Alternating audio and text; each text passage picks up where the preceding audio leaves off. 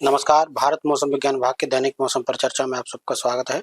अगर मुख्य बिंदुओं की बात करें तो भीषण लहर से उष्ण लहर की स्थितियां जारी रह सकती हैं मध्य और उत्तर पश्चिम भारत में आने वाले 2 से 3 दिनों में, उसके बाद उनके समाप्त होने की संभावना है।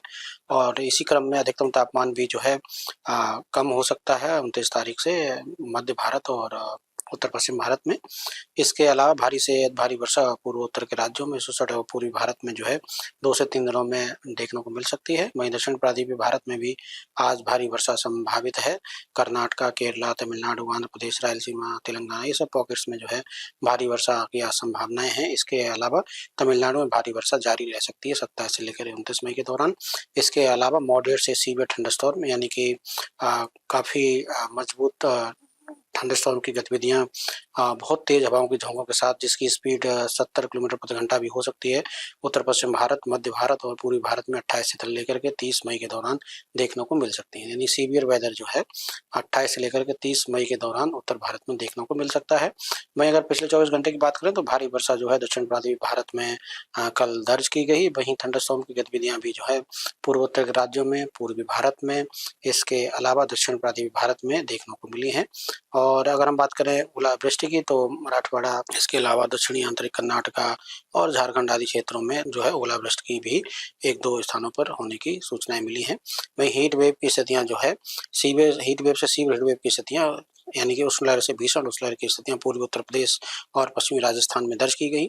वहीं हीट वेव की स्थितियां जो है मध्य प्रदेश, दक्षिणी हरियाणा, पश्चिमी उत्तर प्रदेश, पूर्वी उत्तर प्रदेश, पश्चिमी मध्य प्रदेश, विदर्भ और छत्तीसगढ़ आदि क्षेत्रों में दर्ज की गई। कल सबसे ज्यादा टेम्परेचर 47.4 डिग्री सेल्सियस बांदा में, वहीं गंगानगर में 47 डिग्री सेल्सियस पश्चिमी राजस्थान में दर्ज किया गया है। अगर हम बात करें साउथ वेस्ट मानसून यानी दक्षिण पश्चिम मानसून के आगे बढ़ने की स्थितियों की, तो आज दक्षिण पश्चिम मानसून जो है थोड़ा आगे बढ़ा है दक्षिण पश्चिम और दक्षिण पूर्व अरब सागर में, कुछ हिस्सा लक्षद्वीप एरिया में। इसके अलावा कुछ और हिस्सा दक्षिण पश्चिम, दक्षिण पूर्व और पूर्व मध्य बंगाल की खाड़ी में, और जो अंडमान सागर का बचा हुआ हिस्सा था उसमें भी कवर कर लिया है। और कुछ हिस्सा जो है टच किया है पश्चिम मध्य बंगाल की खाड़ी में आज। और कंडीशंस यानी कि स्थितियां अनुकूल बनी हुई हैं दक्षिण पश्चिम मानसून के आगे बढ़ने की। दक्षिण पश्चिम और दक्षिण पूर्व अरब सागर के कुछ और हिस्सों में, लक्षद्वीप में, दक्षिण पश्चिम, पूर्व मध्य और पश्चिम मध्य बंगाल की खाड़ी में, और जो बचा हुआ दक्षिणी पूर्व बंगाल की खाड़ी वहां पर, और कुछ हिस्सा टच कर सकता है उत्तर पूर्व बंगाल की खाड़ी में आने वाले 2 से 3 दिनों में। और अगर हम बात करें सिनोप्टिक स्थितियों में तो अभी एक साइक्लोन सर्कुलेशन उत्तर प्रदेश के मध्य भाग में है। एक सर्कुलेशन उत्तरी पश्चिम ओडिशा उसके आसपास बना हुआ है।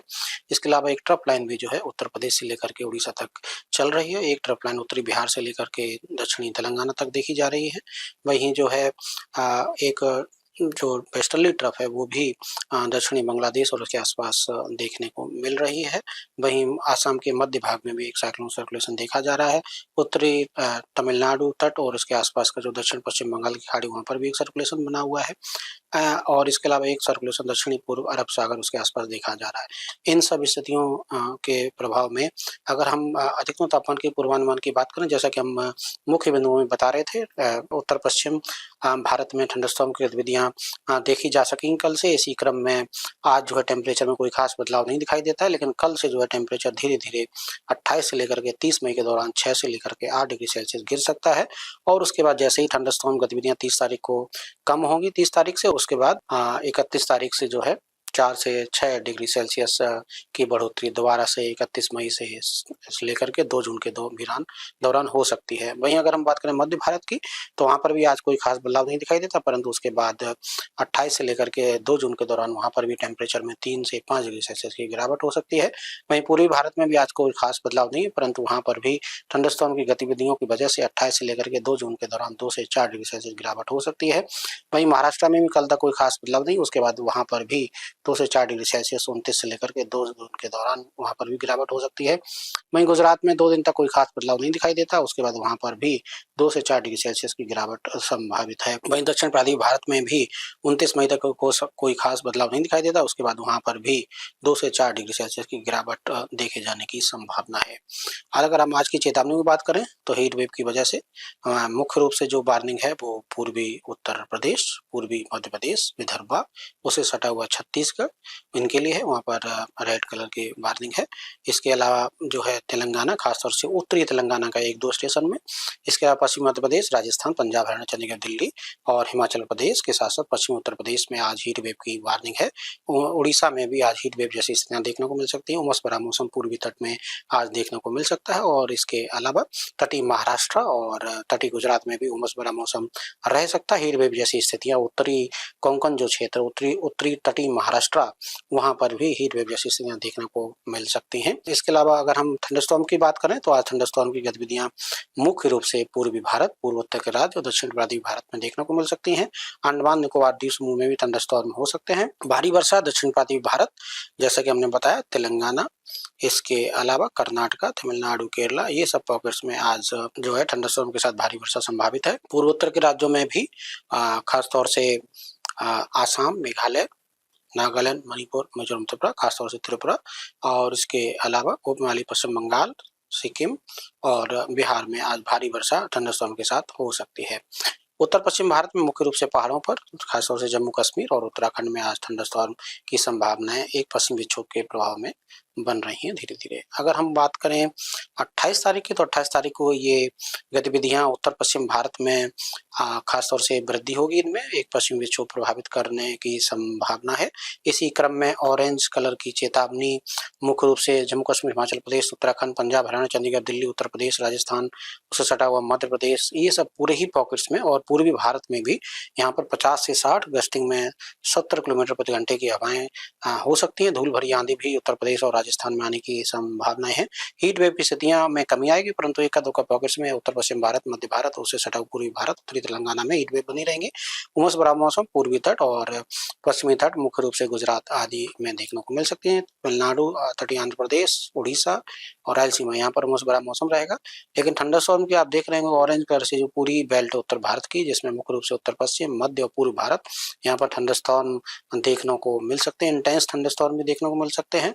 और इसके अलावा भारी वर्षा की बात करें तो मुख्य रूप से बिहार और पूर्वोत्तर के राज्य असम, मेघालय, नागालैंड, मिजोरम, त्रिपुरा और तमिलनाडु में भारी वर्षा की संभावनाएं बन रही है। 29 तारीख को भी ये एक्टिविटी अपने पीक पे होगी। रेड कलर हमने पंजाब, हरियाणा, चंडीगढ़, दिल्ली, उत्तर प्रदेश के लिए दिया हुआ है।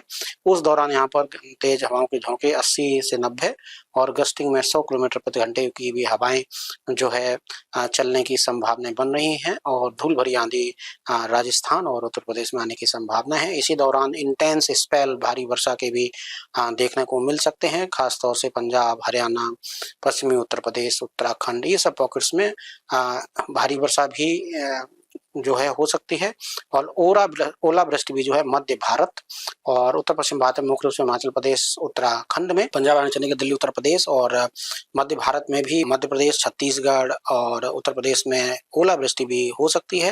लेकिन आप ऑरेंज कलर से देख पा रहे होंगे उत्तर पश्चिम भारत, मध्य भारत, पूर्वी भारत, ये पूरे ही पॉकेट्स में इंटेंस थंडरस्टॉर्म, तेज हवाओं के झोंके 60 कई बार 50 से 60 किलोमीटर प्रति घंटे की हवाएं जो है गस्टिंग में मिल सकती हैं। और भारी वर्षा भी जो है पूर्वी भारत में, मुख्य रूप से बिहार और उड़ीसा में संभावित है।